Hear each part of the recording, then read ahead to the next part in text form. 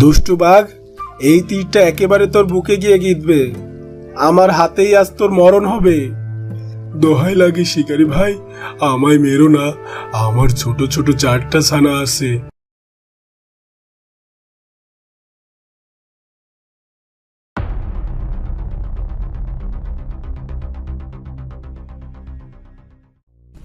বাহ, হরিণটা তো বেশ স্বাস্থ্যবান মনে হচ্ছে।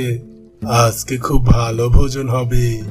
যাই, ছানাদেরকে গিয়ে ডেকে নিয়ে আসি। এই বলে বাঘটি মৃত হরিণকে সেখানে রেখেই ছানাদেরকে নিয়ে আসতে যায়। এইদিকে হরিণটির 2টো ছানা সারাদিন ধরে মায়ের জন্য বাড়িতে অপেক্ষা করতে করতে শেষমেশ মাকে খাবার নিয়ে ফিরে না আসতে দেখে দুজনেই মায়ের খোঁজে বেরিয়ে পড়ল।